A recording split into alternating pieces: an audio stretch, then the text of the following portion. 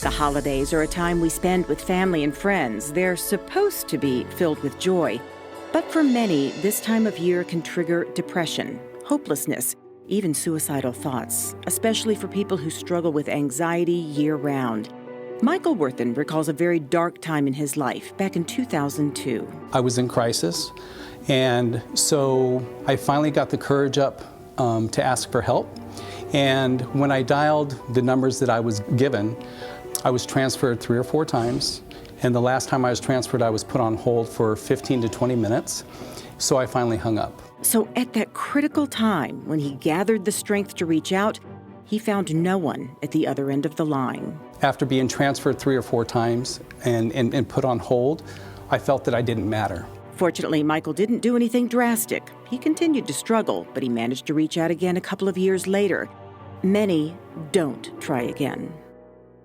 To make sure anyone who wants help finds it, in 2005, the Suicide and Crisis Lifeline was developed, providing trained counselors 24 hours a day, every day.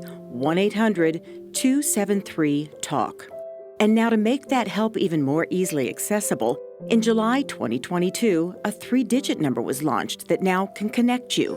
988. It's 3 digits, like you said, 988, which is much easier to remember than the 10-digit that we had prior to, although that 10-digit number is still in effect. So if somebody does call that 10-digit number, they will still be able to receive assistance. Michele Freeman says it not only assures there's always someone there in a crisis, the number is easy to remember and keeps 911 clear for police, fire, and ambulance calls. We want to preserve 911. We want to preserve it for first responder emergency calls. So what I mean by that is for fire, police, ambulance, we want to preserve 911 for that. And if somebody is having, whether it's a suicide crisis and or mental health crisis, we want them to be able to call 988. It's easy to remember. Other people can call. It doesn't have to be the person in crisis. And it's very easy to go ahead and get somebody on the other end of the phone so that they'll be able to get the assistance that they need. The 988 line is not only easier to use, it's confidential. And that is something especially important to one large segment of our population, first responders. Michael has worked in fire and rescue for more than 30 years. We're the people that people call for help, right? And we're really good at helping others, but we're very bad at helping ourselves.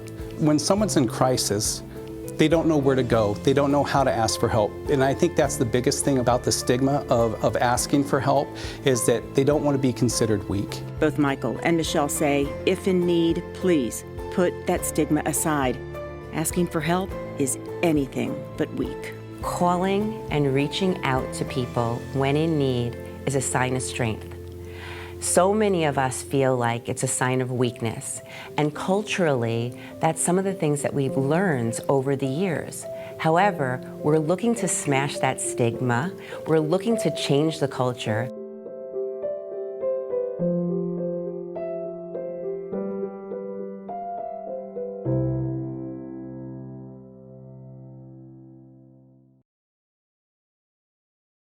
Nancy Byrne here. I hope you enjoyed that story. For more great stories about the city of Las Vegas, don't forget to click on that box.